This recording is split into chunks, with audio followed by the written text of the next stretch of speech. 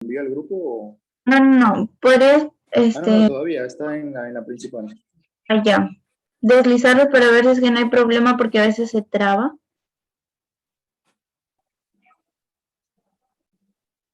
Ya, a ver, espérate.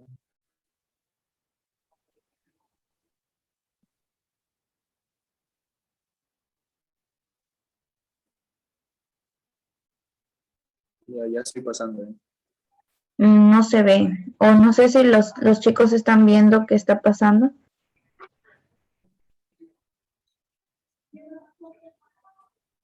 No, no se ve. Ah, recién, ahorita. Recién se ve ya. Creo que está un poco retrasada por la señal quizá. Pero sí se puede observar ahorita. Ajá. Sí, ¿no? A ver, esperen.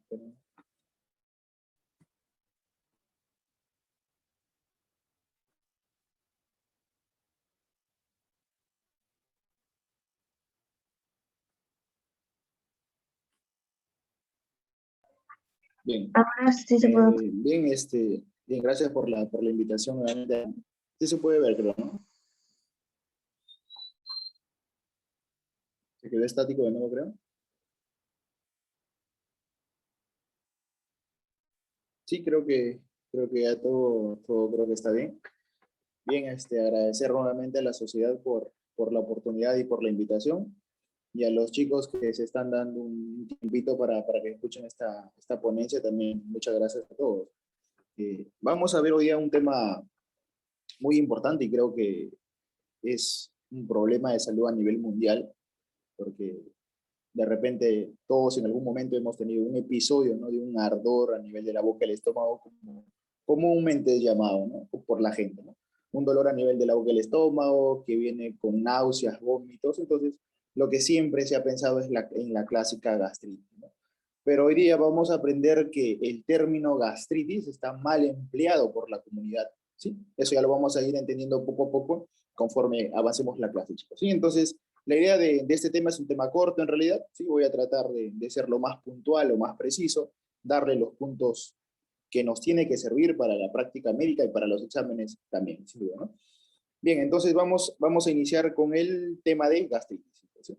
Creo que ya han visto lo que es anatomía y embriología de estómago, que está muy bueno. Siempre es bueno repasar ciencias básicas para ya después entrar a lo que es la fisiopatología y ya la parte clínica como tal, ¿no?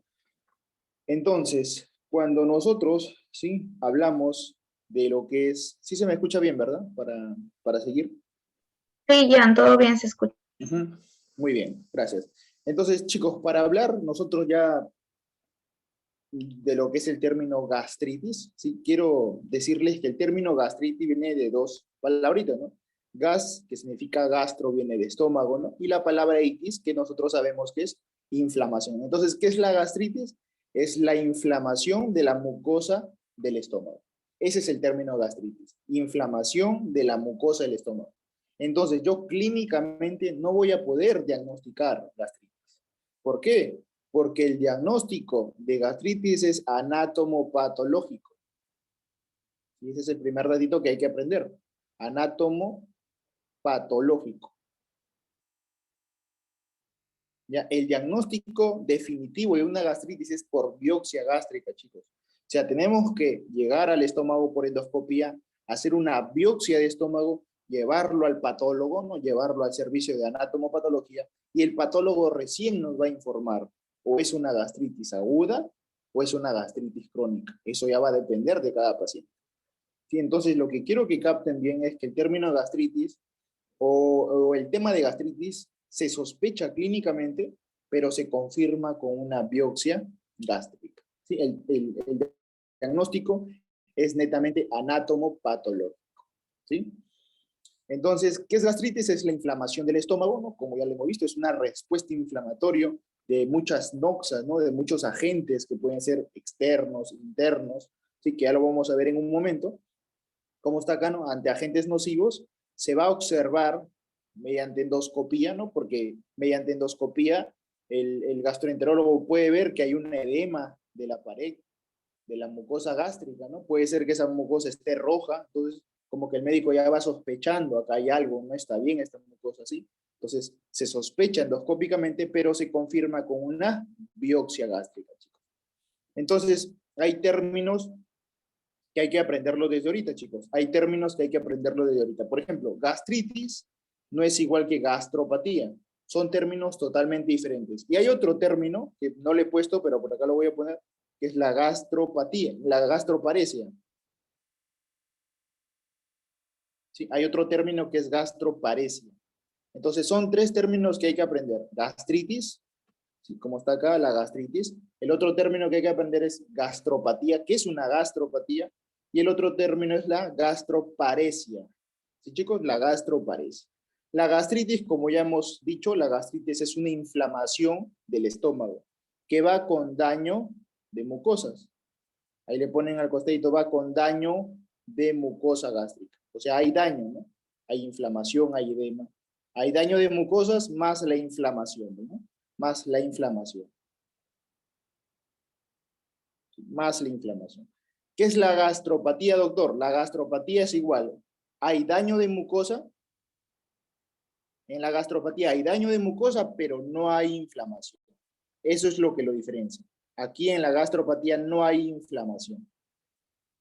Entonces, son términos totalmente diferentes. Una cosa es gastritis, en la cual hay daño de mucosa gástrica más inflamación, y el otro término es gastropatía, en la cual hay un daño de la mucosa, pero sin inflamación. Un ejemplo para que se te quede esto bien claro. Hay unos fármacos, ¿sí? Hay unos fármacos que lo toman generalmente los pacientes de la tercera edad, pacientes ancianos, ¿no? Pacientes ancianos, tú sabes que de repente ya empiezan con los dolores articulares, ¿no? Y van y se automedican, ¿no? Ese es tal vez lo rutinario. Van y le dan, ¿qué le dan para el dolor de rodillas, de codo, etcétera? Le dan un antiinflamatorio, ¿no? Un AINES. El paciente toma su ibuprofeno, ¿sí? Toma su paracetamol. Para otros tipos de dolor, de repente le dan su aspirina. Estos AINES, ¿sí? Estos AINES van a calmar el dolor, ¿sí? Eso sí se sabe. ¿Pero qué? Pero uno de los efectos adversos que tienen los AINES, que son los antiinflamatorios no esteroideos, es que van a malograrte dos órganos, el estómago y el riñón. Son gastrolesivos y son nefrotóxicos. Eso ya lo van a estudiar más adelante. Si los AINES tienen dos efectos adversos muy importantes que hay que tenerlos presentes. Uno, dañan el estómago y dos, dañan el riñón. Si son nefrotóxicos. Entonces, mira, los AINES, por ejemplo, consumir bastantes AINES te va a producir una gastropatía química. Entonces, los AINES no te producen gastritis, sino te producen gastropatía. Doctor, ¿qué es la gastropatía? Es un daño de la mucosa gástrica, pero sin inflamación. Mientras que hay una bacteria, ¿alguien sabe cuál es la bacteria más importante causante de la gastritis? ¿Alguien sabe? Creo que es conocida por todo el mundo. Helicobacter. Ajá, el Helicobacter pylori, ¿no? Creo que de 10 personas, la literatura nos dice que de 10 personas, 7 personas tienen al Helicobacter pylori. Es muy común en la sociedad, ¿sí? Esta bacteria, por ejemplo, llega al estómago, ¿no? Crea ahí su nube protectora con su ureasa, que aquí lo vamos a ver. Esta bacteria sí causa daño, sí causa inflamación de la mucosa. Por lo tanto, el Helicobacter sí te produce gastritis. ¿Por qué? Porque te está dañando la mucosa, pero también lo está inflamando a la mucosa. Entonces, esto quiero que quede bien claro. Una cosa es gastritis, otra cosa es gastropatía, ¿ya? Y el otro término que le he puesto por acá por abajo, que es la gastroparesia. Paresia viene de parálisis, ¿no? Paresia viene de parálisis, gastro viene de estómago. Es la parálisis del estómago. Tú sabes que el estómago, de repente en la mesa en anatomía, el estómago cuando tú comes, lo normal es que se distienda, ¿no? Hay una pequeña relajación receptiva del estómago para que albergue al alimento que le está llegando. Entonces, en algunos pacientes, muy bien, en algunos pacientes, sobre todo pacientes diabéticos, esa distensión ya no se da de manera correcta, ¿sí? Al no darse de manera correcta, estos pacientes van a tener dificultad, ¿para qué? Para la distensión gástrica. A eso se le llama gastroparesia. Por lo tanto, van a tener retraso en el vaciamiento gástrico, van a tener muchos problemas. Entonces, la gastroparesia es la parálisis de la distensión del estómago. ¿Sí? Se ve sobre todo en pacientes diabéticos. Paciente diabético que venga con náusea, vómitos, que se llene precozmente, hay que sospechar o hay que pensar en una gastroparesia diabética. ¿Ya? Entonces, una cosa es gastritis, otra cosa es gastropatía, otra cosa es gastroparesia. Muy bien. La gastritis, como está acá, la gastritis es multifactorial, chicos. Es multifactorial. Van a haber muchos factores, tanto factores endógenos, o sea, nuestros factores de nuestro propio cuerpo que nos van a hacer daño, por ejemplo, el ácido clorhídrico, por ejemplo, y factores exógenos, ¿no? Que van a venir de afuera. Por ejemplo, tomar alcohol en exceso, las bacterias, ¿sí? El estrés, claro que sí, el estrés puede causar a nivel estomacal úlceras, por ejemplo, que aquí lo vamos a ver, ¿ya? Entonces, eso es importante saberlo, chicos. Entonces, como el diagnóstico de gastritis es anatomopatológico y se confirma con una biopsia gástrica, yo tengo que saber cuándo indicarle biopsia a un paciente. Se indica biopsia más endoscopía, obviamente, ¿no? Para que tú hagas biopsia de estómago, tienes que hacer primero la endoscopía, ¿no? Por endoscopio ingresas al estómago y en el estómago recién haces la biopsia gástrica. ¿Cuándo yo voy a indicar? Por ejemplo, un paciente con síntomas gástricos. Paciente que me llega al consultorio, ¿sabes qué, doctor? Tengo molestias en la boca del estómago, siento que el alimento se me sube, me lleno rápido, el paciente ha perdido pesos, va con náusea, vómitos, yo le solicito una endoscopía con biopsia para ver cómo está ese estómago, ¿sí? Histológicamente hablando. ¿Cuándo más? Cuando tengo úlceras, ¿no? En la endoscopía yo veo úlceras, veo como unas llagas, como unas heridas en el estómago, uy, mucho cuidado, hay que sacar por isobiopsia para ver cómo está esa mucosa gástrica, ¿sí? Otro, pliegues gástricos gruesos. Lo normal es que el estómago tenga sus pliegues, ¿no? Como podemos ver en esta imagen, lo normal es que el estómago, miren, tengan pliegues, ¿no? Por acá se forman los famosos pliegues gástricos, por acá hay una estructura que es la calle gástrica, ¿no? Que es por donde baja, por ejemplo, el agua que tomamos. Lo normal es que tengan estos pliegues, pero cuando estos pliegues se hipertrofian, se vuelven gruesos, ahí hay que sospechar de patologías, sobre todo gastropatías hipertróficas, como un síndrome de Sjögren-Ellinson, por ejemplo, ¿sí? Una enfermedad de Menetrier hay que sospecharlas, ¿sí? Porque no es normal tener pliegues gástricos gruesos, no es normal. Sí tener pliegues, pero son pliegues delgados, ¿no? Pero ya cuando se engruesan estos pliegues, ahí hay mucho cuidado. Hay que hacer una biopsia para ver cómo está esa mucosa. ¿Ya, chicos?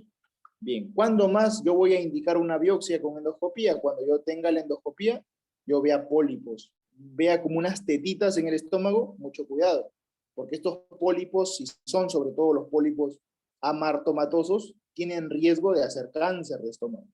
Entonces hay que sacar la biopsia para ver cómo está esa mucosa gástrica, ¿ya? Y por último, tal vez creo que el más importante, ¿no? Sospecha de Helicobacter pylori. De repente, aquí hay alguien que de repente con sospecha de gastritis fueron y le hicieron su endoscopía, hicieron un test, que es el test de la ureasa, para ver si tienes a esta bacteria, y por ahí le sacaron toxi, lo mandaron a anatomopatología y salió un paciente con gastritis crónica, por ejemplo. ¿Ya? Entonces, cuando yo sospecho el Helicobacter, voy a hacer una endoscopía y por ahí le saco su biopsia. ¿Ya, chicos? Muy bien. Una vez que ya hemos entendido estos términos, que es muy importante, vamos a ir a la clasificación. ¿Sí? Por acá está la clasificación de los diversos tipos de gastritis. Hay muchos tipos de gastritis, ¿sí? Vamos a ver por acá. Tenemos a las gastritis y gastropatías agudas, y por acá abajo tenemos a las formas crónicas. Vamos de frente a las preguntas de examen. ¿Cuál es la principal causa, pregunta examen, cuál es la principal causa de gastritis crónica? Helicobacter pylori, chicos. Helicobacter pylori es el factor más importante para yo tener una gastritis crónica, ¿ya? Este es el más importante dentro de las gastritis crónicas, ojo. Muchas personas viven con gastritis por muchos años, ¿no? Y en su cuerpo tienen a esta bacteria, Helicobacter pylori. Mucho cuidado que esta bacteria, si tienes una gastritis crónica, esto va a ir a una úlcera y después con el tiempo puede llegar a un cáncer gástrico. Eso sí está demostrado. Ya está estudiado que el Helicobacter está asociado, aparte del linfoma gástrico, también está asociado al adenocarcinoma gástrico, ¿sí? Entonces, Tiene que ver mucho el Helicobacter con el cáncer de estómago. Mucho cuidado ahí. Y dentro de las gastritis agudas, tenemos principalmente a la que es por AINES. Chicos, a la que es por AINES principalmente. Entonces vamos a ver uno por uno. Por ejemplo, acá arriba dice, infección aguda de Helicobacter pylori. Claro que sí. Lesiones mucosas por estrés. Acá me voy a detener un ratito. En pacientes, ¿sí? En pacientes sobre todo que están en UCI, en pacientes en UCI, que por esto de la pandemia se ha visto mucho, en pacientes que están en UCI, chicos, estos pacientes que están generalmente sometidos a un ventilador mecánico, la literatura dice sometido a un ventilador mecánico por más de 48 horas, tienen riesgo de hacer úlceras en el estómago. La pregunta es ¿por qué? Pueden hacer dos tipos de úlceras. Hay dos tipos de úlceras que son preguntas de examen. Mucho cuidado. Hay unas úlceras que son las famosas úlceras de Curling. Ahí lo voy a escribir. Úlceras de Curling, que es pregunta de examen. Y hay otras úlceras por estrés que son las úlceras de Cushing. Ya, chicos, úlceras de Cushing. Vamos a la pregunta de examen. ¿Por qué, doctor, aparecen las úlceras de Curling? Aparecen en pacientes quemados. Estas úlceras aparecen en pacientes con grandes quemaduras en el cuerpo.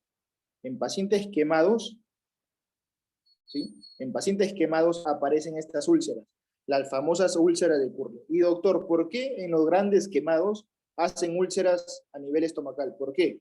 Porque digamos, al estar en una disposición de grandes quemados, estos pacientes van a perder mucha sangre, ¿no? Van a entrar en un choque hipovolémico.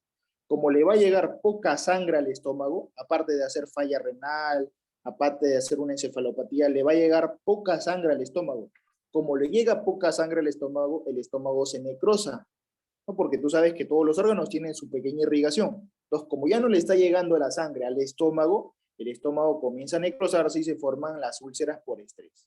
¿Cómo se llaman las úlceras por estrés que aparecen en los grandes quemados? Pregunta de salud. Úlceras de Curling, chicos, ¿ya? Úlceras de Curling. Y las otras úlceras que aparecen son las úlceras de Cushing.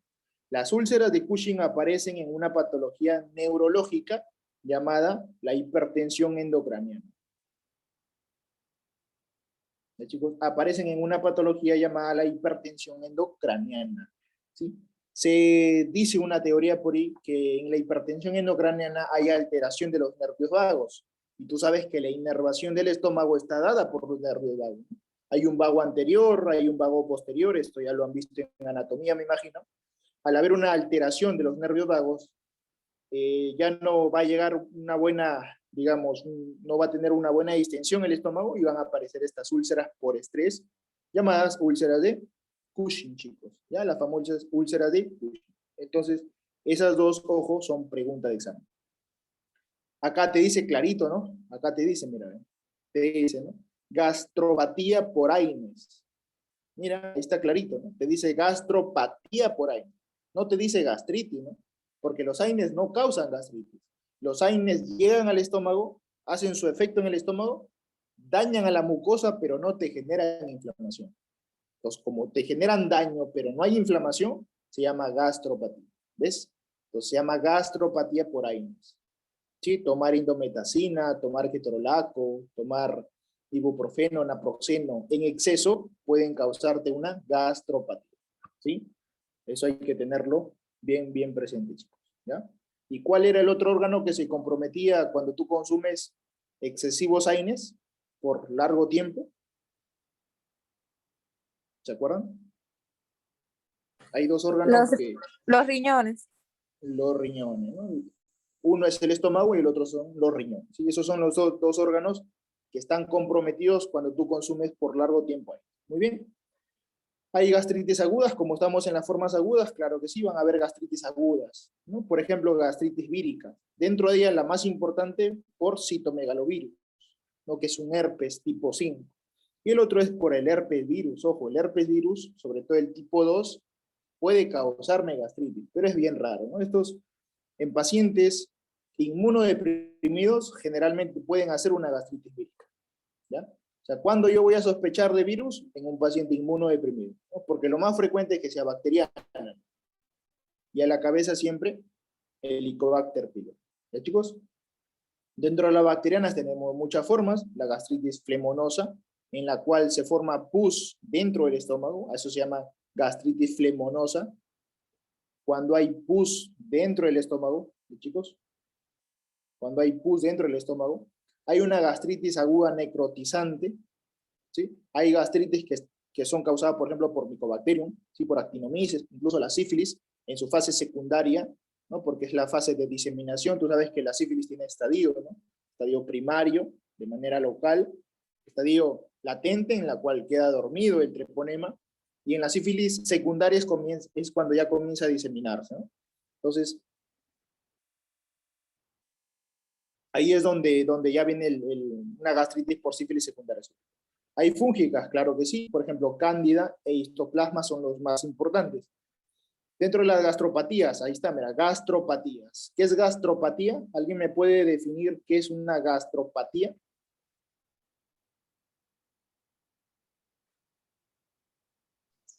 Es la inflamación de la mucosa, no, es el daño de la mucosa, pero no tiene inflamación.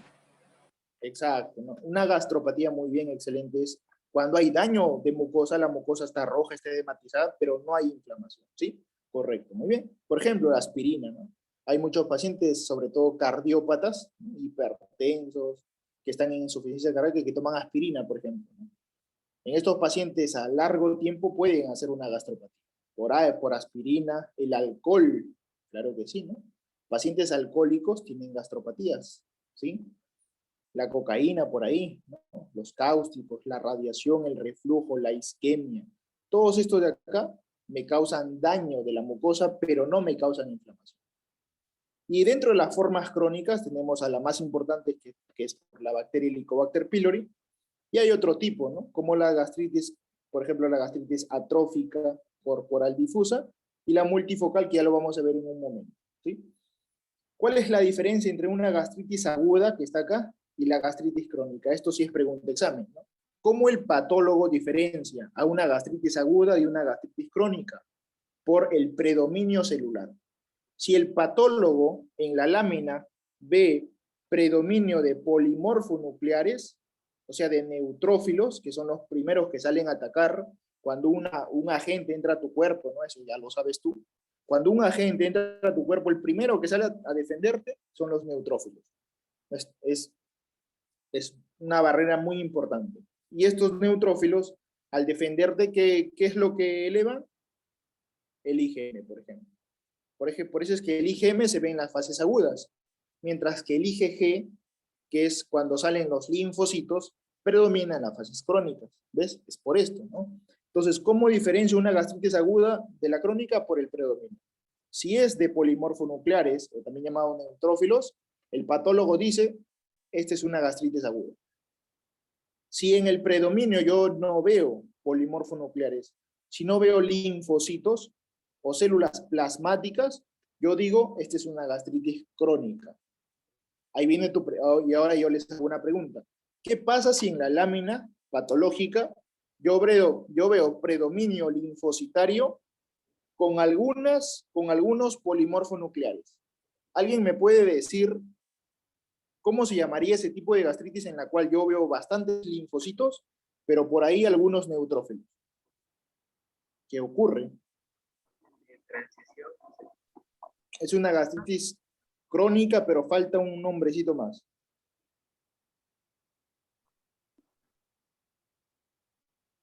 Reagudizada, excelente, muy bien, Liz.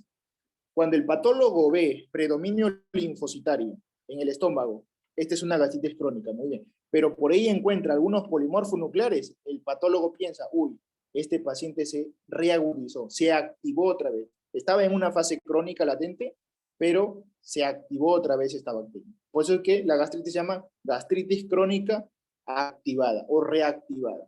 ¿Me entiendes? Entonces, el predominio celular es muy importante. Seguimos con gastritis aguda. La clínica generalmente es transitoria, es limitada la clínica, ¿sí? Pues se llama gastritis aguda, ¿no? Porque dura muy poco tiempo. Después el paciente hace su vida normal. Entonces, es de manera transitoria. Están limitadas a las criptas ¿no? Las vellosidades a nivel del estómago, ahí nada más queda. Y generalmente es por causas infecciosas, ¿no? Y si no es por causas infecciosas, puede ser por ahí un AINES, por ejemplo, el alcohol, que también me van a causar gastritis aguda. Dentro de la gastritis crónica, como yo le dije, el predominio es principalmente por linfocitos y por células plasmáticas. Y acá está la diferencia, ¿no? Va en un progresivo deterioro, ¿no? El paciente generalmente es asintomático. Hay muchos pacientes que tienen gastritis crónicas y son asintomáticos, no tienen náuseas, no tienen vómitos, simplemente tienen un pequeño dolor en el epigastrio, ¿no? Una pequeña epigastralgia. Es a lo mucho que pueden tener. ¿Por qué? Porque las gastritis crónicas generalmente son asintomáticas. Mira la diferencia. Mientras que una gastritis aguda puede llegar a perforar la mucosa y puede producirte hemorragias, ¿no? O sea, el evento es más bruto, ¿no? Pues se llama gastritis aguda, porque el evento es agudo. Sí, la clínica puede ser leve, pero como que puede ser también grave. Mientras que en una gastritis crónica, como ya el paciente digamos, se adecuó, ¿no? Se puso en contacto con esa bacteria y dijeron, ¿no? ¿Sabes qué? Hay que vivir tranquilos. Tu bacteria te va a dejar en mi estómago, toda tu chamba, pero no me causas clínica. Yo voy a vivir tranquilo. Por eso es que se llama gastritis crónica, ¿no? Porque el paciente lo tiene años ahí y no le causa clínicas. Y después de 10 a 20 años recién resulta con ¿qué? Con cáncer de estómago. ¿Sí? Por eso es que hay que monitorizar con endoscopías cada cierto tiempo. ¿Ya? Puede relacionarse con un cáncer, el TNM es el sinónimo del cáncer de estómago. Puede llegar a haber atrofia glandular, de aquí vamos a ver cómo es que se produce eso, o incluso puede haber una metaplasia intestinal. ¿Cuál es el epitelio que hay en el estómago? El epitelio que hay en el estómago es un epitelio cilíndrico. ¿Ya, chicos? Es un epitelio cilíndrico. Ese es el epitelio normal del estómago. ¿Cuál es el epitelio del intestino? Es un epitelio cilíndrico, pero con microvellosidades, ¿no? El estómago no tiene microvellosidades. Cuando esas microvellosidades del intestino pasan al estómago, se llama metaplasia intestinal. Y esto de acá ya me puede hacer pensar en un cáncer de estómago. Sí, más adelante, cuando ustedes estudien cáncer de estómago, hay dos tipos de cáncer, según la clasificación de Lauren. Un cáncer de tipo intestinal y un cáncer difuso.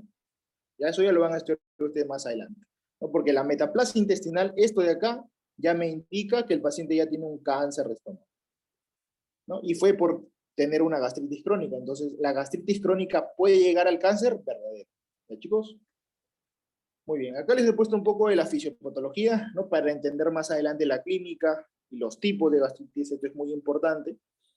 Antes de ver la fisiopatología rápidamente hay que recordar al toque nada más la fisiología, ¿no? Tú sabes que en el estómago hay unas glándulas, que son las glándulas gástricas. Tenemos, según el Guyton, tenemos dos tipos de glándulas gástricas. Tenemos las glándulas parietales, o también llamadas oxínticas, ¿no? Que representan un 80%, y tenemos unas glándulas pilóricas, que representan aproximadamente un 20%, ¿no? Las más importantes son las parietales oxínticas. Acá les presenta una glándula parietal. Esta glándula va a estar formada por unas células muy importantes de arriba abajo. Tenemos a las células mucosas, por ejemplo. Superficiales, células mucosas porque van a producir moco. Ahí está. Van a producir bicarbonato. Y este moco y este bicarbonato nos van a ayudar contra agentes externos. Después tenemos otras células que son las células mucosas del cuello que también producen moco, también producen bicarbonato, mira. Entonces, ¿por qué el estómago produce bastante? ¿Sí? ¿Por qué el estómago produce bastante moco? Para defendernos del ácido. Esa es la idea, chicos. El estómago tiene bastante moco. Y la pregunta es, ¿por qué tiene bastante moco el estómago? Para defendernos del ácido gástrico, ¿no? Que es producido o es producto del ácido clorhídrico, ¿ya? Entonces, es por eso que el estómago tiene mucho moco. Conforme seguimos bajando, ¿sí? Conforme seguimos bajando, vamos a encontrar unas células que son las células parietales. Este de acá es pregunta de básicas también. ¿Qué es lo que producen las células parietales? Dos cositas. El ácido clorhídrico, y van a producir un factor, ¿no? Que es el famoso factor intrínseco de Castle. ¿Alguien sabe cuál es la función de este factor intrínseco de Castle? ¿Para qué me sirve el... Ayuda en hermano? la función de la vitamina B12. Va a absorber a una vitamina, ¿no? Y la principal función de este factor es que va a permitir una mejor absorción de una vitamina, que es la vitamina B2. En el estómago, no. ¿Dónde se va a absorber esta vitamina? Esa es otra pregunta de examen también. A nivel del ilion distal, chicos. ¿Sí? A nivel del ilion distal es donde se va a absorber esta vitamina B2. Para que se absorba, ¿de qué necesita? Del factor intrínseco. ¿Ya? Conforme seguimos bajando, van a haber otras células, que son las células principales, que están por acá. Células principales, o también llamadas simógenas, que van a producir dos cositas. El pexinógeno y la lipasa gástrica. Después este pexinógeno se va a convertir en pexina, por acción del ácido clorhídrico. Y al último tenemos unas células supremamente importantes, que son las células G. Doctor, ¿por qué se llaman células G? Porque estas me van a producir una hormona, cuyo nombre empieza con la letra G, y ese nombre se llama gastrina. Entonces, la célula G que produce gastrina. ¿Y por qué es importante la gastrina? Porque la gastrina va a llegar a la célula parietal y le va a decir a la célula parietal, hey, ¿sabes qué? Produce ácido clorhídrico. Entonces, la gastrina es una hormona estimulante para que las células parietales produzcan bastante ácido clorhídrico. ¿Sí? Ese es otro mundo ya de la fisiología. Pero ahí es, en resumen, nada más. Vamos a la fisiopatología. Para saber nosotros por qué ocurre la gastritis, cuál es la fisiopatología de la gastritis, tenemos que saber antes que en el estómago nosotros tenemos una barrera. Creo que es por lógica, ¿no? Saber que en el estómago hay una barrera. Doctor, ¿por qué en el estómago yo tendría que tener una barrera? Porque si tú no tendrías esta barrera, toditito el mundo tendría gastritis, todo el mundo tendría úlceras, todo el mundo hiciera cáncer de estómago. Doctor, ¿por qué todo el mundo no hace cáncer de estómago, no hace gastritis?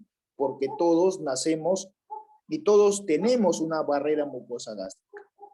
Cuando esta barrera mucosa gástrica, por acá lo voy a poner, cuando esta barrera mucosa gástrica se malogra por diferentes motivos, ahí vienen las patologías gástricas. Y todo empieza ¿por qué?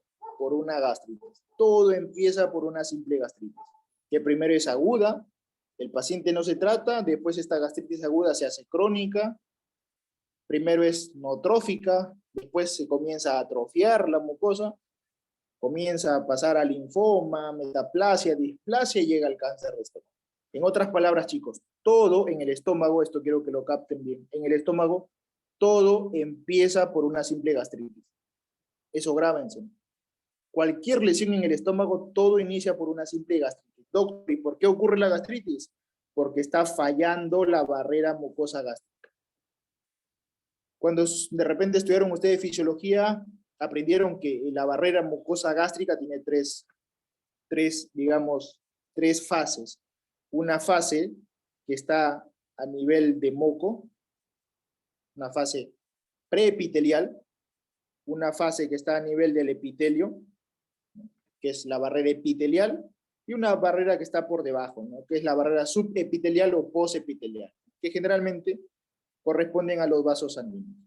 Entonces tenemos tres tipos de barreras, ¿no? Una preepitelial, epitelial y la posepitelial. Cuando esta barrera falla, viene la gastritis. Entonces acá tenemos una imagen normal, mira, primero hay que prender la imagen normal. Siempre vamos a tener factores nocivos, ¿no? Siempre van a haber agentes nocivos. Por ejemplo, dentro de nuestro estómago, la acidez nos va a ayudar a la digestión, pero también la acidez es la que nos causa gastritis. Mira, estando en tu propio estómago, la acidez es importante para la digestión, principalmente de proteínas, pero si falla tu estómago, la acidez es la que te ataca. Entonces, ¿quién más? Enzimas. Esas enzimas también van a degradar a la mucosa gástrica, ¿sí? Y tenemos unas fuerzas que nos van a defender de esos agentes. Fuerzas defensoras. Por ejemplo, el moco. Yo te dije, ¿no? El moco con el bicarbonato es supremamente importante. ¿Sí? El moco con el bicarbonato son supremamente importantes, porque eso nos defienden de todos los agentes externos. Tener una buena barrera de moco y bicarbonato en el estómago es supremamente importante. porque esta barrera de moco y bicarbonato nos va a defender de todo, del alcohol que tú tomas, de los fármacos que tú tomas, de las bacterias que van a llegar a tu estómago, de absolutamente todo, ¿sí? ¿Qué más hay? Acá abajito está el bicarbonato, ahí está el bicarbonato, ¿no? Tener un buen flujo sanguíneo, claro que sí, ¿no? Por eso es que yo te dije, ¿no? Si el flujo sanguíneo falla a nivel estomacal, ahí vienen las úlceras, ¿no? Vamos a úlceras de Curling, úlceras de Cushing. No se olviden esos datos porque son de examen. Lo repito, el Curling es en pacientes quemados y las úlceras de Cushing es en un paciente con una hipertensión endocraniana, ¿sí? Son úlceras por estrés. ¿Qué más? La capacidad de regeneración epitelial, claro que sí, de repente, acordando eso y su histología, ¿no? En el estómago hay un buen recambio epitelial, ¿no? Se dice, la literatura nos dice que el recambio epitelial dura entre 3 a 7 días en el estómago, sí, es supremamente rápido. Esto quiere decir que si una célula se daña en el estómago, de aquí a una semana, esa célula ya está reparada. Hay una buena regeneración, ¿sí? Hay una buena capacidad de regeneración. Y otra, mira, importantísima, elaboración de prostaglandinas. Esto de acá es supremamente importante, ¿eh? Elaboración de prostaglandinas. ¿Alguien sabe qué fármacos actúan aquí? Bloqueando las prostaglandinas, por eso que viene la gastritis, o perdón, una gastropatía. Hay unos fármacos que actúan acá, a nivel de las prostaglandinas. ¿Alguien ya ha llevado fármaco, sabe? Los AINES. Claro que sí, ¿no? Los AINES, ¿no? Lo que les estaba comentando hace ratito, un paciente anciano que se automedica con bastante AINES, ¿no? Que significa antiinflamatorios no esteroideos, como el ibuprofeno, naproxeno, ketorolaco, indometacina, diclofenaco, paracetamol, aspirina, son AINES. Estos fármacos vienen y bloquean a una enzima, que ya lo van a estudiar más adelante en fármaco, que es la ciclooxigenasa, y esta ciclooxigenasa hace que ya no se formen estas prostaglandinas. Entonces, al yo ya no tener prostaglandinas, ahí viene la patología, ¿sí? Muy bien. ¿Sí se me escucha, chicos? Porque creo que mi internet, a ver, denme un minutito, creo que mi internet se me fue. Sí, por favor, denme un minutito.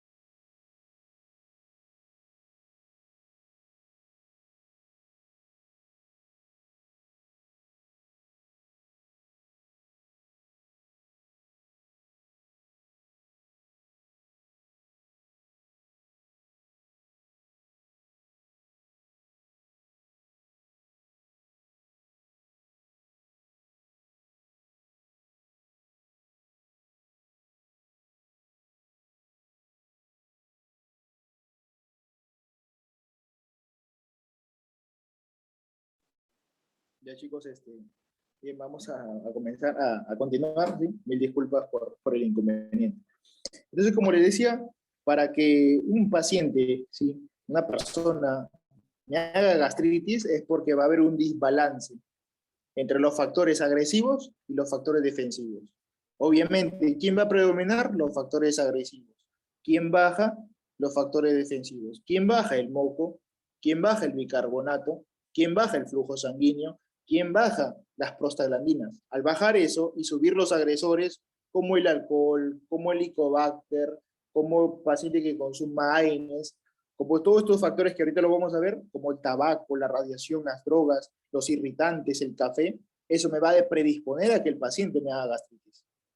¿Ya? Eso quiero que entiendan bien, chicos. Para que se produzca la gastritis, en resumen, es porque hay un desbalance entre los factores agresivos y los factores defensivos. Ahí está clarito, mira. Vamos a ver acá, mira. ¿Qué dice ahí? Lesión. O sea, acá ya comienza la gastritis. ¿Quién está predominando? Mira, ve.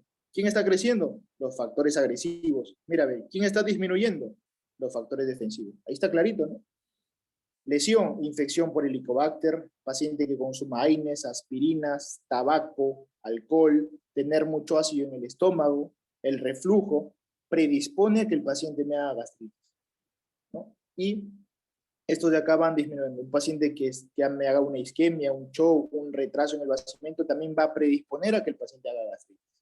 Entonces, en conclusión, es esa la fisiopatología de la gastritis. Sabiendo fisio, van a saber fisiopato y van a saber toda la clínica que van a hacer los pacientes, ¿ya? Entonces, ese es en resumen la fisiopatología, ¿no? Un desbalance. Por acá les he puesto algunos factores que quiero que tengan en cuenta. Como yo les dije, ¿no? Hay factores que son exógenos, ¿sí? Factores que son exógenos, o sea, vienen de afuera, obviamente, y los factores que están dentro del estómago. Por ejemplo, mira, factores endógenos. El propio ácido te va a malograr el estómago. La pexina, claro que sí, ¿no? Porque es una enzima. La bilis, ¿no? Cuando hay reflujo biliar, jugo pancreático, la uremia, ojo, mucho cuidado, la uremia te malogra el estómago. De repente ya alguien ya llevó acá nefro o lo está por llevar. Cuando se estudia nefrología hay un tema que es la uremia, ¿no? El aumento de la urea en sangre se llama uremia. Cuando tenemos mucha urea en sangre es peligroso, es tóxico. ¿Por qué? Porque si esa urea llega al cerebro, te causa encefalopatía urémica. Si esa urea va al pericardio, pericarditis urémica. Si esa urea va al estómago, malogra el estómago, gastropatía urémica. ¿Ves? Entonces la urea, mucho cuidado que la urea, sobre todo esto se ve en pacientes renales, ¿no? Pacientes con insuficiencia renal, en la cual tienen bastante urea, ¿no? Por eso es que van a diálisis estos pacientes. La uremia es peligrosa para el estómago, ¿sí? Y procesos autoinmunes. De aquí vamos a ver que procesos autoinmunes, pues es que hay un tipo de gastritis que es la gastritis autoinmune, que también va a malograr, ¿no? Hay anticuerpos que se van a formar contra unas células específicas y van a malograr el estómago, ¿ya? Y factores exógenos, creo que todo el mundo esto ya lo sabemos: helicobacter, consumo de AINES, drogas, alcohol, tabaco, ¿sí? Radiación, cáusticos, ¿no? Pacientes que consumen lejía, por ejemplo, ¿no? Si quieren suicidar, toman lejía, consumen bastantes fármacos, eso va a llegar al estómago y va a malograr su estómago, ¿sí? Eso es muy importante saber. Y una vez ya que tenemos a la lesión, ¿no? A la gastritis, si esto no lo curamos, tenlo por seguro que va a ser acá. Vas a ir a una úlcera. Chicos, vas a llegar a una úlcera. Si tú no tratas tu gastritis, tenlo por seguro que vas a llegar a una úlcera gástrica. Que puede ser una úlcera gástrica, puede ser una úlcera duodenal. Ese es otro tema, ¿no? La úlcera péptica, que hay de dos tipos: úlceras duodenales, que son las más frecuentes, y las úlceras gástricas, que son las más graves, ¿sí? Porque se rompen y son múltiples, y hacen hemorragias, perforaciones. Doctor, ¿cuál es la diferencia de una úlcera? Para que te quede bien claro esto. Una úlcera es como que si fuera una llaga. Tú de repente estás corriendo, te caes y te raspas, ¿no? A esa raspadura, ¿no? Y en la cual queda en carne viva tu piel, esa es una úlcera. Así pasa en tu estómago. Así pasa en tu estómago. Mientras que si tú, por ejemplo, te vas a la playa, ¿no? 10, 12 de la mañana, 12 del mediodía, te vas y hay un sol inmenso, te vas a quemar la piel, ¿no? La piel va a estar roja. Eso es como que si fuera una gastritis. Ponte el ejemplo, así me lo aprendí yo. Te vas a la playa al mediodía, te quemas, ¿no? Insolación. Tu piel está bien roja al día siguiente, ¿no? Eso es una gastritis a nivel estomacal. Pero si tú vas corriendo y te raspas y tú ves en carne viva, ¿no? Esa raspadura, esa es una úlcera, una llaga. La úlcera es una herida en el estómago, ¿no? La úlcera gástrica. Y ahí tú lo estás viendo clarito, mira. La úlcera es donde ya hay una excavación en la mucosa, mira. Hay un hueco, hay una llaga. Y acá te he puesto datos de exámenes, así que quiero que lo capten. Mira. ¿Cómo yo diferenciar a una gastritis aguda, a una gastritis crónica superficial, a una gastritis crónica profunda y hablar de una úlcera? Esto es importante. Yo hablo de gastritis aguda cuando la inflamación, ¿sí? Cuando la inflamación es netamente superficial. ¿Ya? Yo hablo de gastritis aguda cuando la inflamación es superficial. Yo me voy a la playa y me quemo, ¿no? Al día siguiente está bien roja tu piel. Eso es a nivel estomacal, esa es una gastritis aguda, por ejemplo. Está bien roja la mucosa, pero está, digamos, de manera superficial. Cuando yo hablo ya de úlceras crónicas, cuando ya agarran esto de acá, lámina propia. Cuando ya compromete la inflamación, cuando la inflamación ya llega a la lámina propia, que es esto de acá, ¿sí? Te lo presento, esto es supremamente importante saberlo. Cuando ya la inflamación ya no está acá, sino que ya llega hasta la lámina propia, que es parte de la mucosa también, ahí yo hablo de gastritis crónicas. Pero hay dos tipos de gastritis crónica. Una gastritis crónica superficial, que es cuando llega hasta aquí, ¿sí? Voy a hacer acá, voy a marcar, cuando llega hasta acá, de aquí para arriba, es gastritis crónica. O sea, agarra lámina propia y agarra hasta el cuello de la glándula. No agarra toda la glándula. En la gastritis crónica superficial no se afecta toda la glándula gástrica. Solamente se afecta la superficie y parte del cuello nada más. Pero cuando la inflamación está de la lámina propia para abajo, se llama gastritis crónica profunda. Aquí ya se compromete la glándula gástrica. Capten bien esa diferencia porque esto te lo van a preguntar cuando estés rotando más adelante, cuando lleve gastro, ¿no? ¿Cómo diferencia una gastritis crónica superficial de la profunda? La lámina propia. De la lámina propia, que es esto de acá, todo esto de acá, y del cuello de la glándula para arriba, gastritis crónica superficial. Del cuello de la glándula para arriba. Del cuello de la glándula para abajo, o sea, cuando ya se compromete del cuello para abajo, yo digo gastritis crónica profunda. Doctor, ¿y cuándo yo hablo de úlcera? Las gastritis, ojo, las gastritis van a llegar hasta esta capita de acá. Las gastritis, ojo, no pasan la muscular de la mucosa. Capten este datito. Las gastritis no pasan la muscular de la mucosa. Tú sabes que la mucosa tiene 3 partes. Esa es histología, ¿no? La mucosa gástrica tiene 3 partes. Y en general todas las mucosas tienen 3 partes, ¿no? El epitelio propiamente dicho, la lámina propia y una capa muscular que es la muscularis mucosae. Esas son las 3 capas de cualquier mucosa.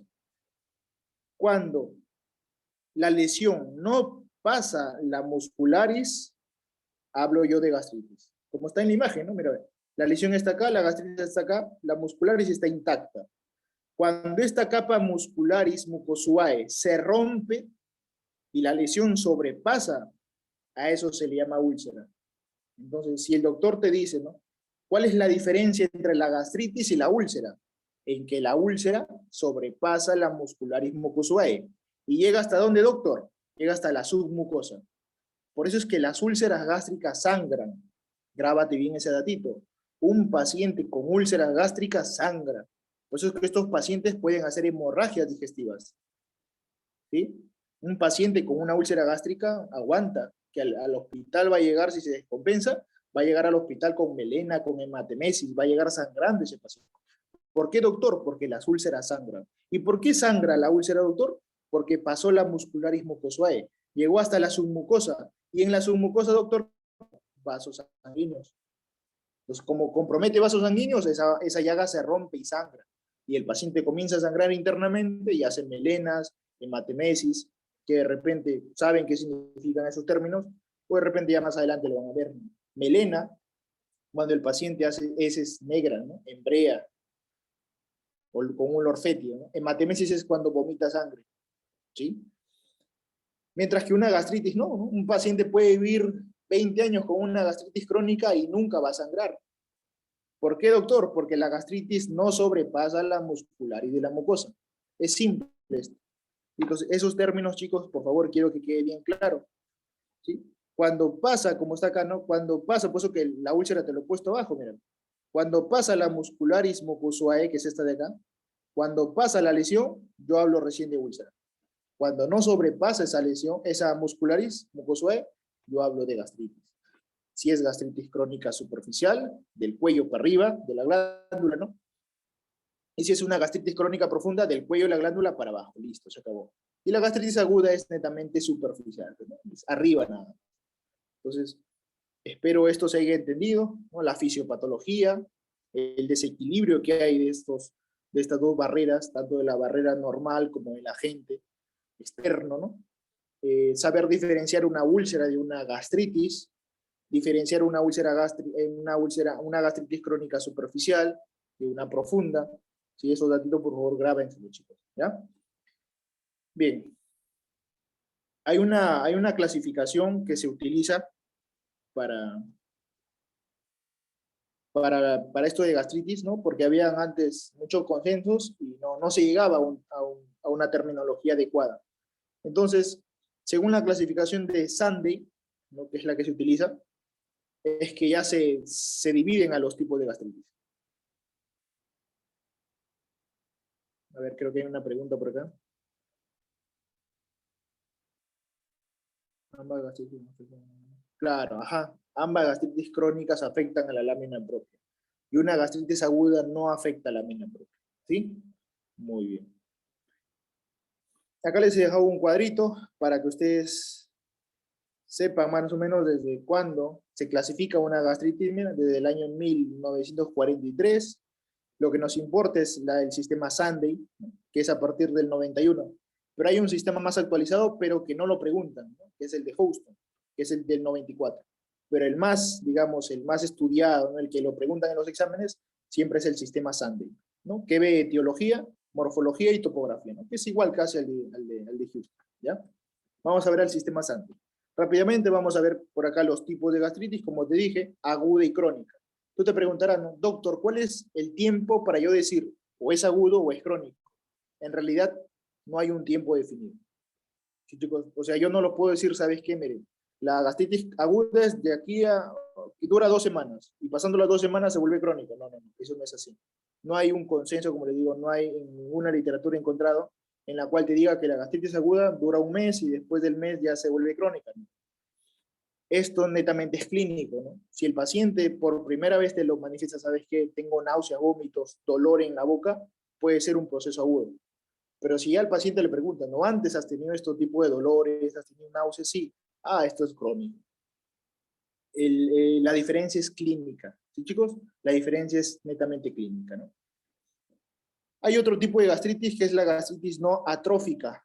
O sea, es una gastritis con unos pliegues normales, ¿no? Que no están atrofiados. El agente más importante, el Helicobacter pylori. Pero hay un tipo de gastritis en la cual ya hay atrofia de los pliegues gástricos, ¿no? Y a este tipo de gastritis se le llama gastritis atrófica. Y la gastritis atrófica puede ser de 2 tipos. Gastritis autoinmune y la gastritis atrófica multifocal. Esta es en un 90%, esta es la más frecuente, causado por el Helicobacter pylori. Y esta de acá es en un 10%. Entonces, esto quiero que quede bien claro. Si tú al hacerle una endoscopía a un paciente que te venga con sintomatología gástrica, tú le haces la endoscopía, le haces el test de la ureasa para ver si tiene Helicobacter y te sale positivo, esa gastritis es por Helicobacter, que es en un 90%. Te lo pongo más fácil. De 10 personas con gastritis, 9 son por Helicobacter. Y solamente una persona no tiene Helicobacter. Entonces la pregunta es, ¿no? Doctor, ¿cómo tiene gastritis ese paciente si no tiene esta bacteria? Hay un 10% que no tienen a la bacteria. Y este tipo de gastritis se llama gastritis autoinmune. nuestros propios anticuerpos van a atacar a nuestras propias células. Eso se llama gastritis autoinmune, que representa solamente un 10%, ¿sí? Y son gastritis atróficas, o sea, van muy mal, ¿no? Atróficas, lo atrofia todos los pliegues gástricos. Hay formas especiales, gastropatías químicas, ahí está por AINES, por reflujo, que ya lo hemos visto, ¿no? La linfocitaria, y hay la gastritis granulomatosa, ¿no? Pregunta examen, esta es una pregunta examen del ENAM, si mal no recuerdo. ¿Cuál es la gastritis granulomatosa más frecuente? La enfermedad de Crohn. Apunten ese datito por ahí, grábenselo. La enfermedad de Crohn, que es una enfermedad intestinal inflamatoria, es la principal causa de una gastritis granulomatosa. Entonces, si yo en la endoscopía veo granulomas en el estómago, lo primero que yo pienso es en una enfermedad de Crohn. ¿Ya? Esa es pregunta examen. Muy bien. Por acá les he puesto la etiología, ¿no? Por ejemplo, hay drogas que producen gastritis, gastropatías, claro que sí. El alcohol, ahí está. El estrés, no te olvides, las úlceras por estrés. Dos tipos de úlceras. Las úlceras de Curling, no te olvides, en grandes quemados. Y las otras úlceras que son las úlceras de Cushing. Y las famosas úlceras de Cushing. Ahorita que se me viene a la mente otra úlcera que han preguntado, y está en los bancos de salud, hay unas úlceras que son las úlceras de Camerón, ¿sí? De Camerón, que creo que está acá en la diapositiva. Acá está, úlceras de Camerón, al fondo están acá, miren. Úlceras de Camerón. ¿Alguien sabe qué son las úlceras de Camerón? Esto me lo preguntaron, y también están, como les digo, en los bancos, úlceras de Camerón. Las úlceras de Camerón, que son úlceras gástricas, se producen porque antes tiene que haber ¿qué? Una hernia hiatal. Hernia hiatal. O sea, para que el paciente haga úlceras de Camerón, tiene que tener sí o sí una hernia hiatal. ¿Sí? Tiene que tener una hernia hiatal. Este también es pregunta examen, ¿no? ¿Cuándo se forman las úlceras de Camerón? Cuando hay una hernia hiatal previo a la úlcera gástrica. Muy bien, por cáusticos, por radiación. Esto ya de aquí lo voy a pasar. Entonces vamos a ver lo más importante y lo que más preguntan, que son las gastritis crónicas. Ahí encontramos a la cabeza siempre el Helicobacter. Vamos a hablar, como te dije, hay dos tipos de gastritis crónica. Para esto hacerlo más didáctico. Cuando tú te enfrentes ante una gastritis crónica, piensa en dos cosas. O ese paciente tiene a la bacteria, que es por Helicobacter pylori, o ese paciente no tiene Helicobacter pylori. Por lo tanto, si no tiene Helicobacter pylori, ¿qué va a tener? Gastritis autoinmune. Si al hacerle la endoscopía le hago el test de la ureasa y sale negativo por el Helicobacter, yo pienso acá. Pienso en una gastritis autoinmune, que representa, te dije, el 10% nada más. Lo más frecuente es por el Helicobacter, ¿no? En un 90%. ¿Ya, chicos? Muy bien. Vamos a ver el más frecuente, que es gastritis crónica por Helicobacter pylori. De repente ya han llevado micro algunos, creo que ya la mayoría, ¿no? Helicobacter pylori es una bacteria gram negativa, ¿sí? Curva en forma espiralada. Como está acá, no es un bacilo gram negativo. Y lo más importante es esta enzima de acá, ¿no? Es la enzima más importante, la ureasa, ¿no? Esta es una bacteria ureasa positiva, ¿no? Hay muchas bacterias ureasa positivas. Esta de acá es importante, porque gracias a la ureasa es que se va a formar en el estómago una nube protectora. Y gracias a esta nube protectora es como que el Helicobacter formara su casa dentro del estómago. Y por lo tanto, el ácido ya no lo va a atacar al Helicobacter, ¿no? Porque se ha formado la famosa nube protectora y está dada por la ureasa. Pues la ureasa es supremamente importante. Helicobacter que no tenga ureasa, porque hay muchos tipos de Helicobacter, ¿no? El más conocido es el pylori, pero hay muchos tipos. Helicobacter que no tenga ureasa muere en el estómago, para que así lo graben. Mientras que el Helicobacter pylori, que es el que tiene ureasa, ¿no? Es el ureasa positivo, nunca va a morir en el estómago. Doctor, ¿por qué el Helicobacter no muere en el medio ácido del estómago? Porque tiene esta enzima llamada ureasa. Y esta ureasa hace que se forme el amoníaco y se forma la nube protectora. ¿Ya? Muy bien. El hábitat es el estómago, por eso es que habita ahí en el estómago. ¿Sí? Generalmente ingresa por alimentos contaminados, ¿no? Y la transmisión es vía fecal-oral, ¿no? O sea, se transmite de persona a persona esta bacteria. Y se transmite por ingesta de alimentos, como le digo, mal contaminados. Perdón, alimentos contaminados, chicos, ¿sí? Se transmite por alimentos contaminados. ¿Cuáles van a ser las enfermedades que me van a producir esta bacteria? A la cabeza, gastritis.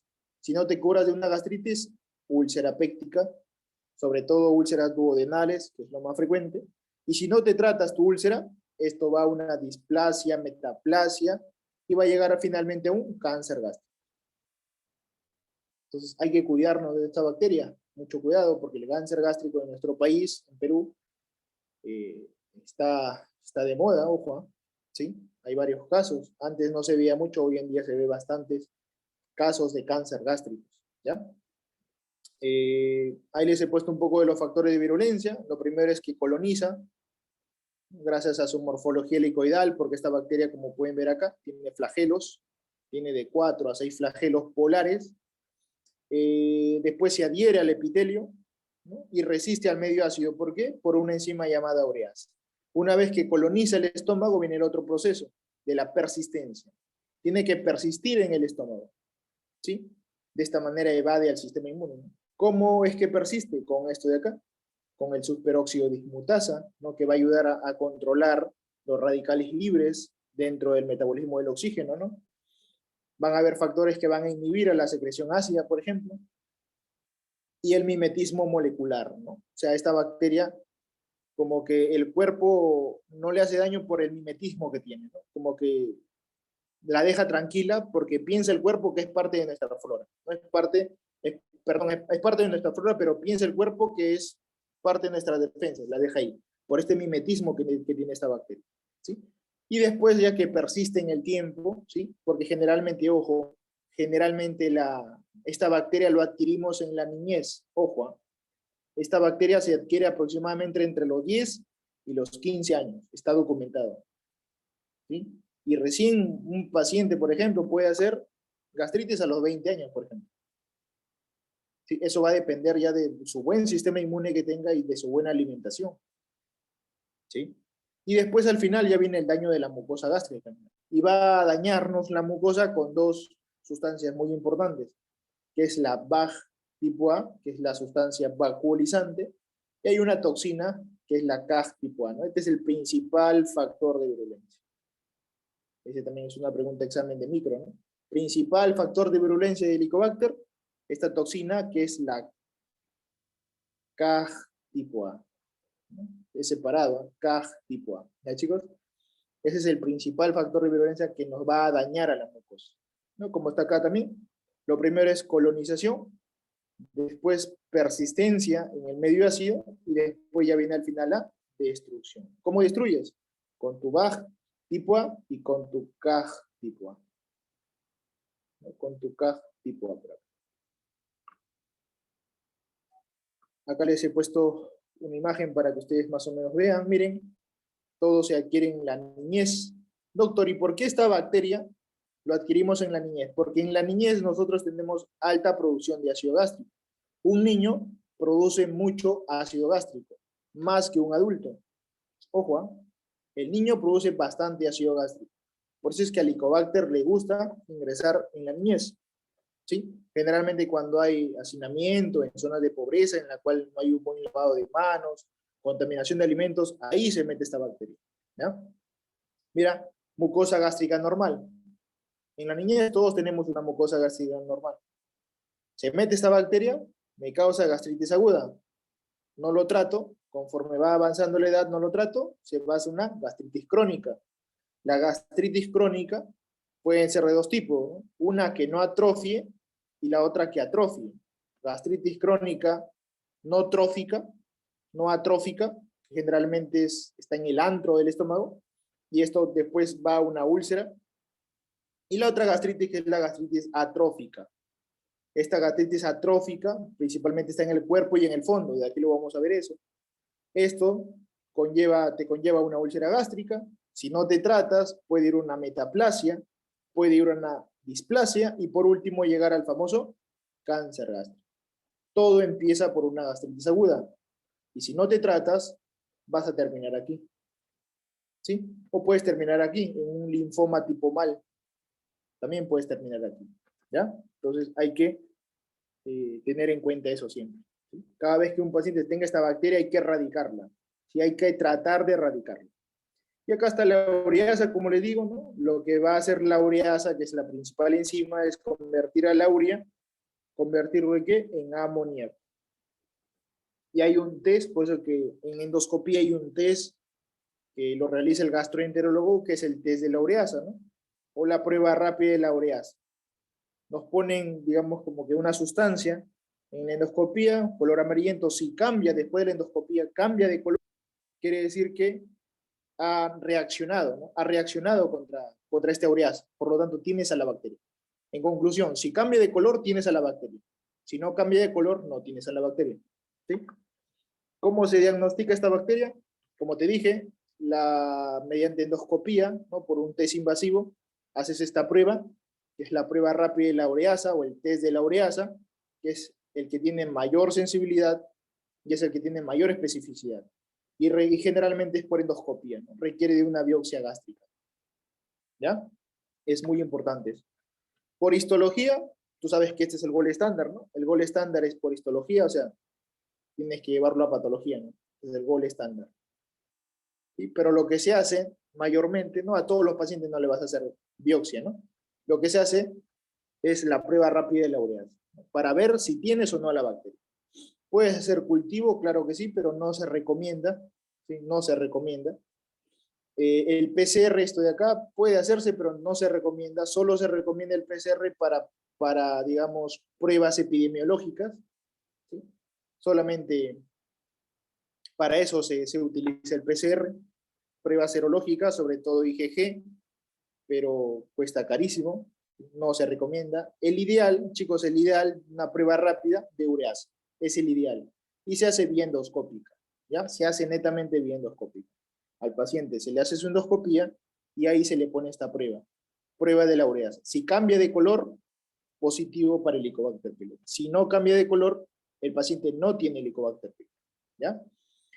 Una vez que el paciente sale positivo al Helicobacter pylori, obviamente tienes que erradicar esta bacteria, porque si tú no erradicas, el paciente va a llegar con los años a un cáncer gástrico. Pues tienes que erradicarlo.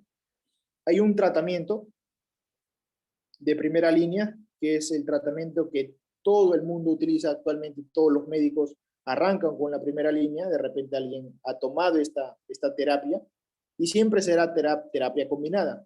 Para gastritis, ojo, este también quiero que quede bien claro, para gastritis no se da solamente un fármaco, para gastritis se dan 3 fármacos, ¿sí? 3 fármacos, por eso se llama la triple terapia.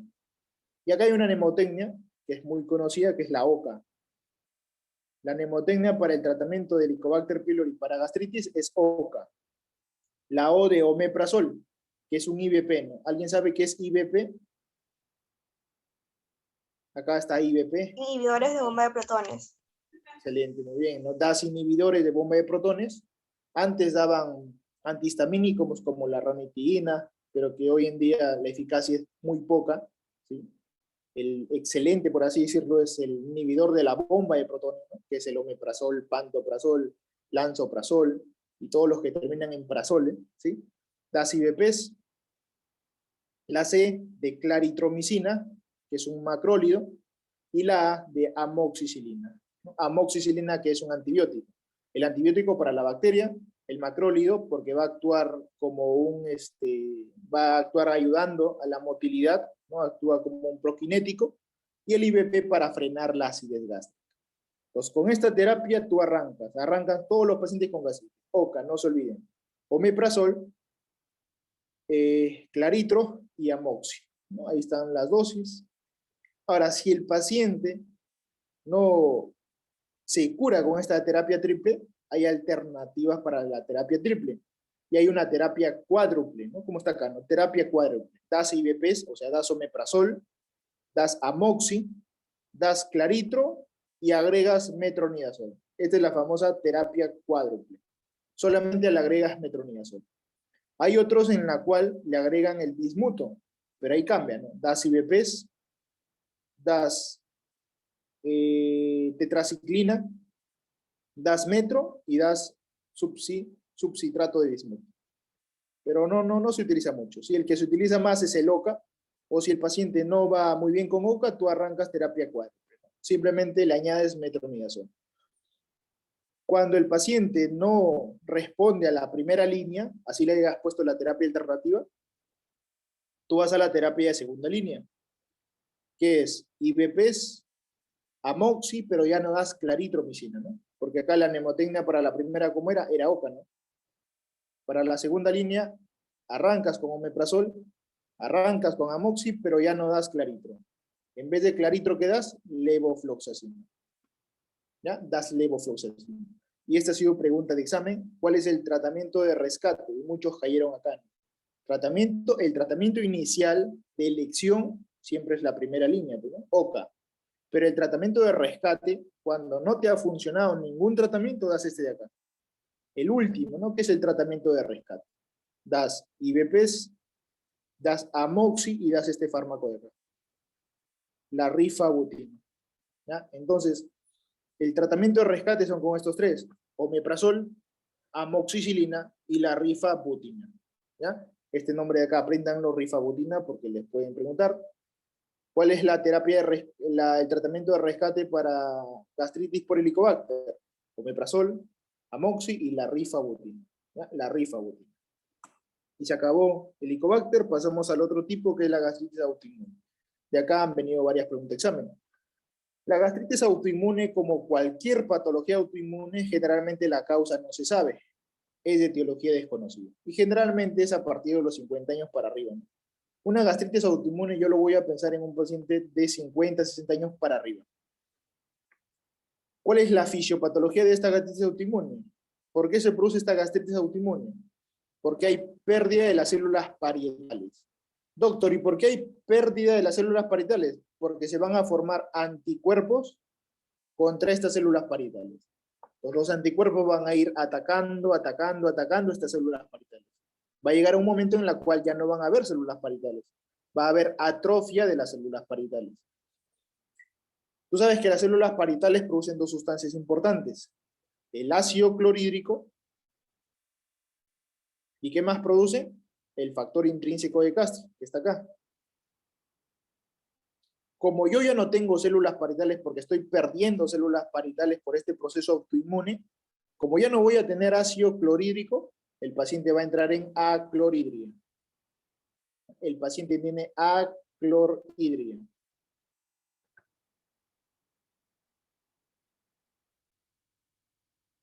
O sea, ya no va a tener ácido gástrico o ya no va a tener jugo gástrico en su estómago. Aclorhidria. Como el paciente ya no va a tener factor intrínseco de Gastre, ¿te acuerdas para qué era importante este factor intrínseco? La absorción de vitamina B12. Muy bien, doctor. Va a ayudar a que se absorba la vitamina B12. Como ya no hay este factor, la vitamina B12 ya no se absorbe. A esta de acá, ¿alguien sabe qué tipo de anemia me va a causar? Anemia megaloblástica. Megaloblástica. Muy bien, ¿no? La famosa anemia megaloblástica o anemia perniciosa. Anemia megaloblástica. Muy bien. Entonces, miren, cómo la clínica sale solita, ¿no? Como el paciente ya no produce ácido clorhídrico, aclorhidria. Como ya no hay factor intrínseco y por lo tanto la vitamina B12 ya no se absorbe, anemia megaloblástica. Entonces, tú sabes que la gastrina, ¿dónde actúa?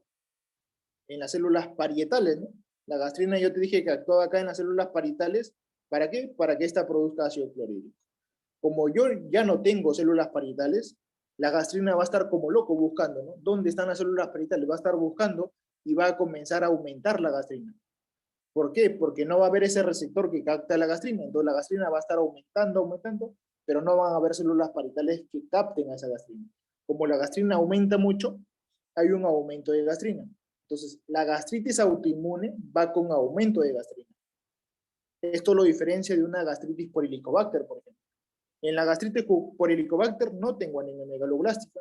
El paciente no hace aclorhidria. El paciente no tiene aumento de gastrina. La clínica es muy importante para diferenciar, de aquí te he puesto este mapita de acá, en la cual vamos a ver la diferencia. Pero miren, hay un aumento de gastrina. Y este aumento de gastrina va a hacer que haya una hiperplasia de las células enterocromafines. Y tú sabes por fisiología que estas células enterocromafines van a producir la famosa histamina.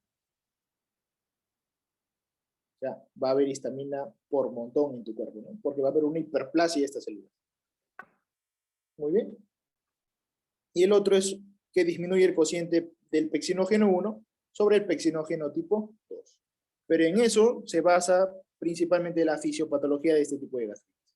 Ahí les he puesto un poco de clínica. El paciente va a venir con clínica hematológica por la anemia, ¿no? Por la anemia perniciosa, por la anemia megaloblástica, pero también hacen anemia ferropénica, anemia por déficit de B12, que es la anemia megaloblástica, ¿no? Pueden hacer anemias hemolíticas, ¿sí? Van a haber manifestaciones digestivas, claro que sí, ¿no? Va a haber dispepsia, epigastralgia, distensión abdominal, glositis, va a aumentar el tamaño de la lengua. Van a haber manifestaciones neuropsiquiátricas. ¿Alguien sabe por qué el paciente hace manifestaciones neuropsiquiátricas? Y en la fisiopatología lo dice todo. ¿Es por qué? Por el déficit de B12. El déficit de la vitamina B12, chicos, grábense esto también para la vida. El déficit de vitamina B12 va con problemas neurológicos, ¿sí? Sobre todo problemas a nivel del asta posterolateral de la médula espinal. Ahí es donde se van a concentrar el problema. La B12 tiene que ver mucho con los cordones posterolaterales de la médula espinal. O sea, al yo tener bajo déficit de B12, va a haber una alteración de estos cordones posterolaterales de la médula y esto me va a causar que el paciente tenga manifestaciones neuropsiquiátricas. Por eso es que un paciente con déficit de esta vitamina B12, que es la cianocobalamina, va a tener parestesias, va a tener hormigueos de miembro superior, miembro inferior, puede ser un síndrome de túnel carpiano, por ejemplo, ¿ya?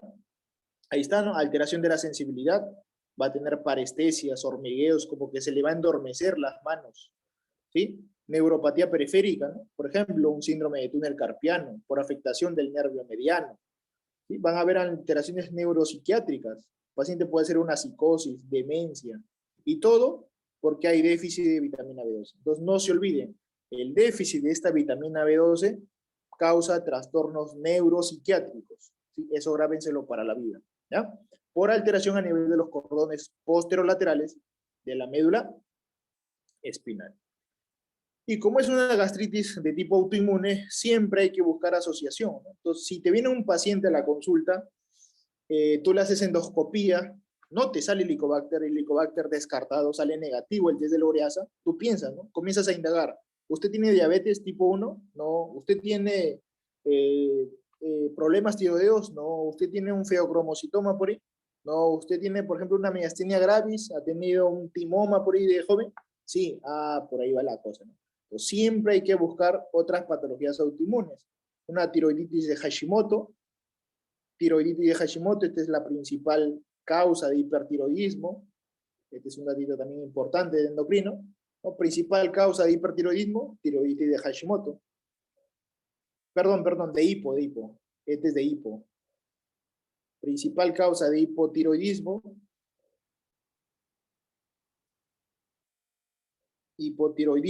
tiroiditis de Hashimoto. Y la principal causa del hiper es esta de acá, la enfermedad de Graves Basedow. Este es del hipertiroidismo. Principal causa del hipertiroidismo, enfermedad de Graves Basedow.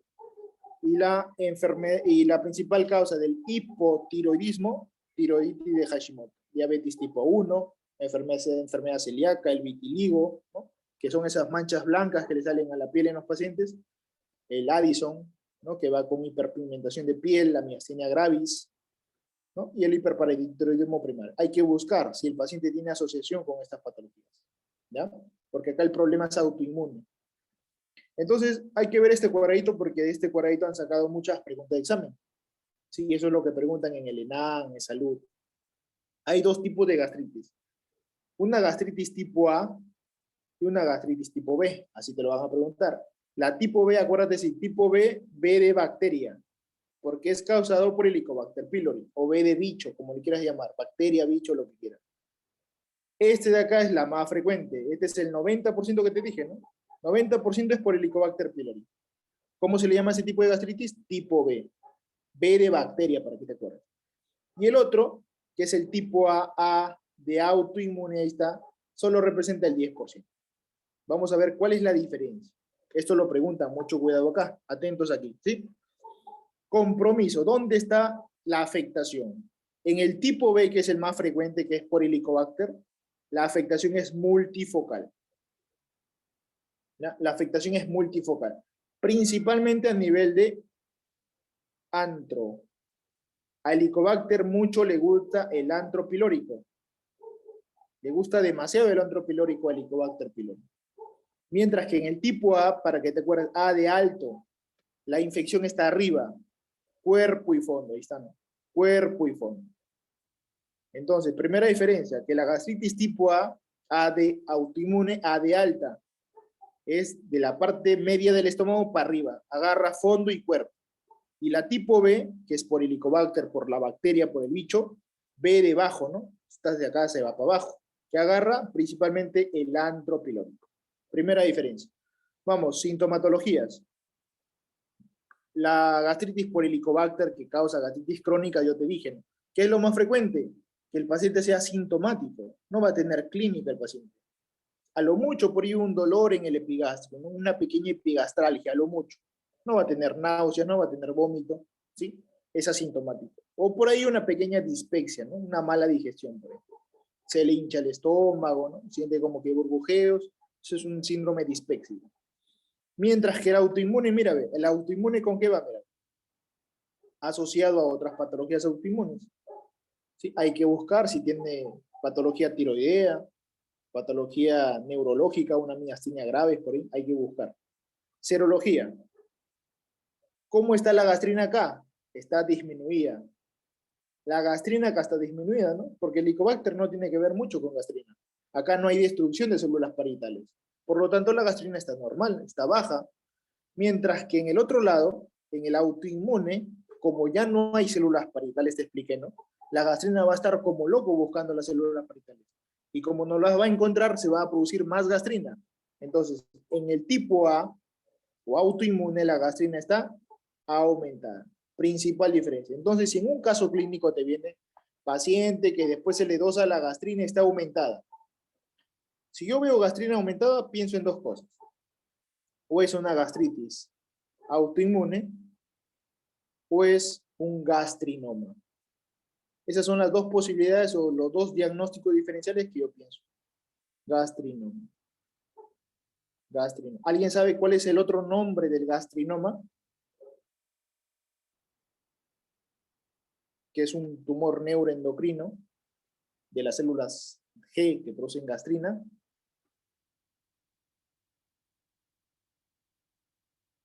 El famoso gastrinoma. ¿Alguien sabe cuál es el otro nombre? Síndrome de Zollinger-Ellison, chicos. ¿Sí? El gastrinoma es conocido como síndrome de Zollinger-Ellison, ¿ya? Entonces hay un aumento de gastrina. ¿Sí? Hay anticuerpos, mira, anticuerpos contra las células parietales, anticuerpos contra el factor intrínseco. Por eso es que se malogra el factor intrínseco y se malogra las células parietales. Muy bien. Y el riesgo de cáncer, mira. Acá el riesgo es bajo. Bueno, acá han puesto riesgo aumentado, pero acá en realidad es bajo.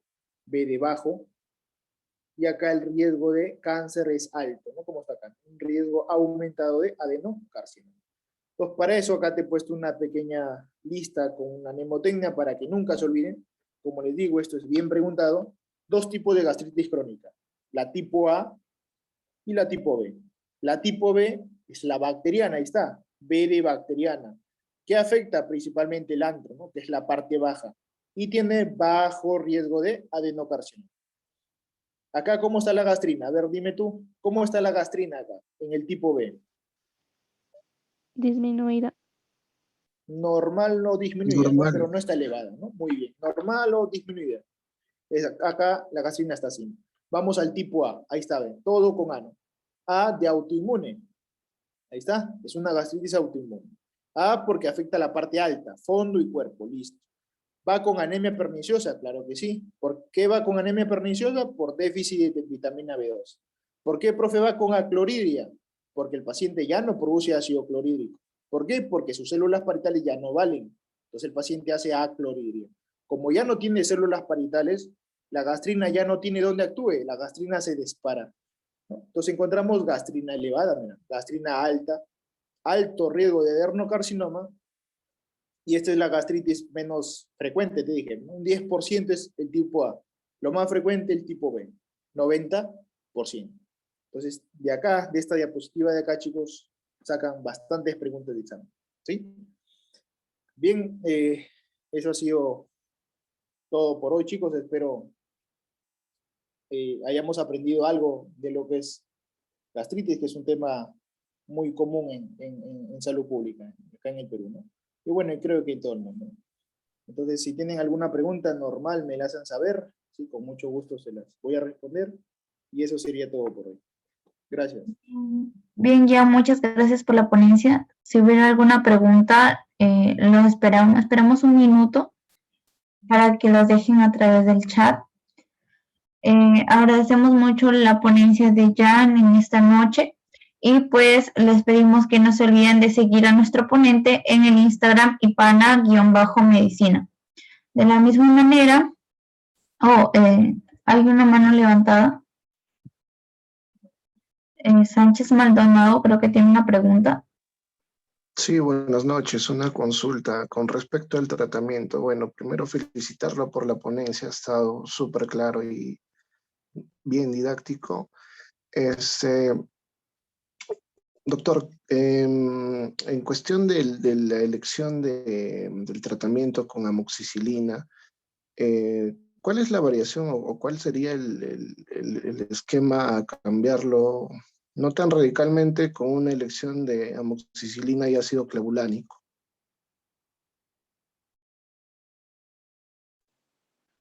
Claro, miren, lo que pasa es que para administrar el ácido clavulánico, ¿no? Que es un inhibidor de beta-lactamasa, generalmente esta combinación de amoxi y ácido clavulánico generalmente no es para infecciones de vías respiratorias altas, ¿no? Un paciente con una faringitis bacteriana, un paciente con una sinusitis, con una otitis media, ahí yo arranco amoxiclavulánico. La pregunta, ¿por qué, doctor? ¿Por qué? Porque la cobertura que tiene esta combinación de amoxi y ácido clavulánico es principalmente para gram positivos, ¿no? Para bacterias gram positivas.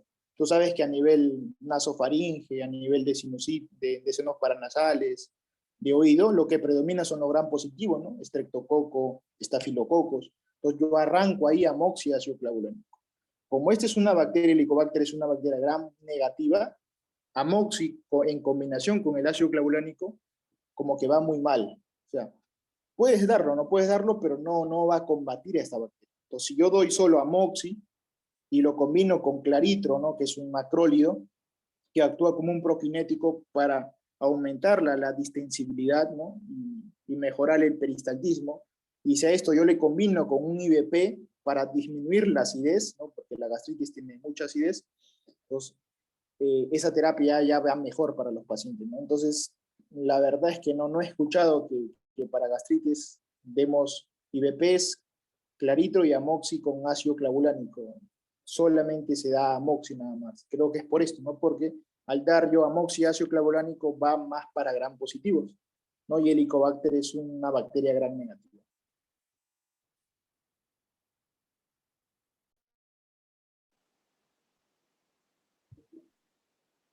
No sé si quedó clara tu pregunta. Bien, por ahí también han dejado otra pregunta de Esperanza. ¿Cuál sería el diagnóstico diferencial del gastronoma, del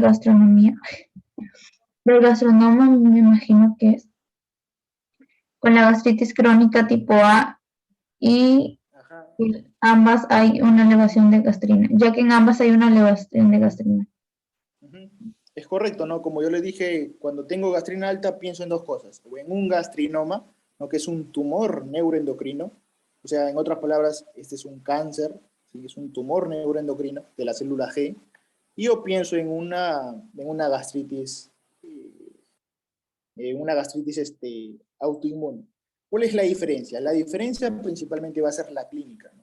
En una gastritis autoinmune, yo tengo que dosar anticuerpos. Si al yo dosar anticuerpos contra las células parietales, contra el factor intrínseco, sale en positivo, el diagnóstico ya está, ¿no? Es una gastritis autoinmune. Pero si yo al dosar estos anticuerpos sale negativo y yo tengo la gastrina elevada, pienso en un gastrinoma. Tengo que hacer una tomografía porque es el gol estándar para el gastrinoma, ¿no? Y tengo que ver dónde está el tumor, ¿no? Generalmente el tumor se encuentra o en duodeno o en la cabeza del páncreas, ¿no? Hay un pequeño triángulo ahí, que es el famoso triángulo del gastrinoma o el famoso triángulo de Paporo, en la cual yo voy a ver al famoso gastrinoma. Entonces, ¿cuál es la clínica de un gastrinoma? Es que el paciente con gastrinoma va a tener úlceras a repetición, ¿sí? Va a tener úlceras gástricas a repetición. Se va a tratar su úlcera y al mes va a tener otra úlcera. Se la trata y lo va a volver a tener, ¿sí? Esa es la clínica de un gastrinoma. Sí, el paciente también va a venir con esteatorrea también.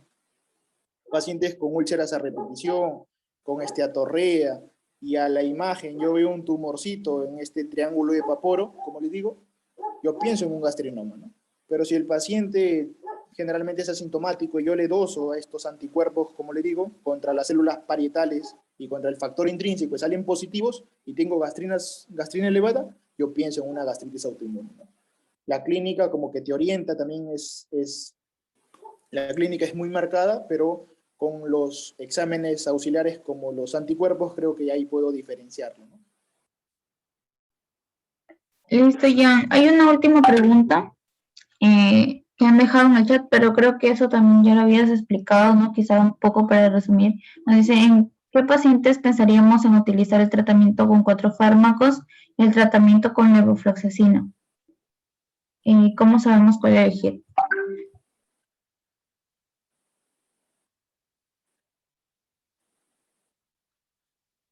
Uh-huh.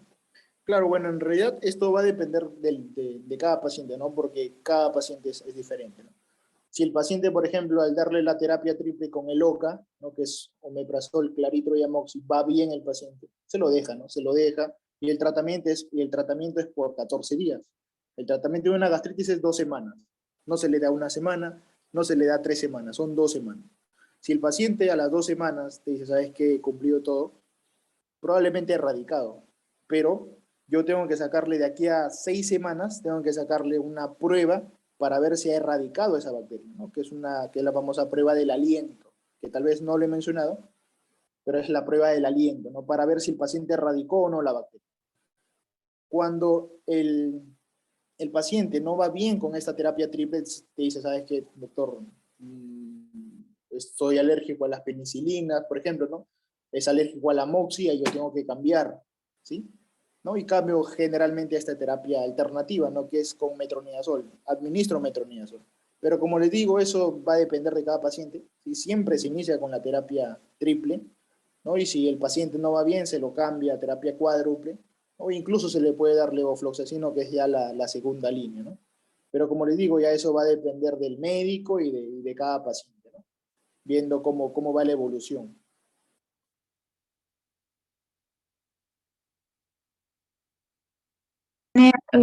¿Me escuchan?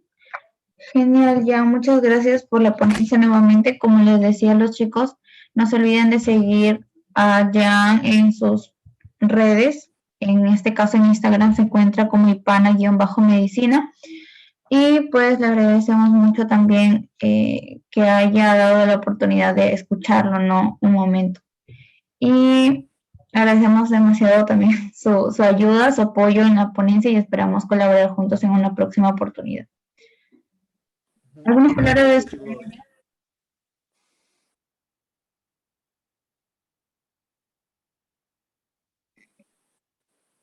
¿Algunas palabras de despedida ya? Sí, no escuché bien. Sí, gracias por la oportunidad y gracias a los chicos que también se han dado un tiempito para escuchar esta clase, ¿no? Y gracias a todos. Se me cuidan. Muchas Y gracias a usted, doctor. Hasta luego. hasta luego, doctor. Gracias. Chicos, por acá también voy a estar enviándole el pase de lista para que... no se olviden también que ya tiene una academia llamada Prepamedi y pues tenemos convenio con Siembe. Si tú eres miembro ordinario o titular de Siembe, puedes tener un descuento en la academia, pues que él lo maneja. O si no, también para cualquier consulta, pueden hacerle llegar a Jean-Pierre. En nuestras redes también están los números de contacto para que si desean unirse a cualquiera de los cursos que están brindando, pues puedan hacerlo. Aquí también estoy pasando el pase de lista para que puedan llenarlo y así poder argumentar su asistencia. Listo, chicos. El pase de lista va a quedar abierto 10 minutos mientras lo van llenando.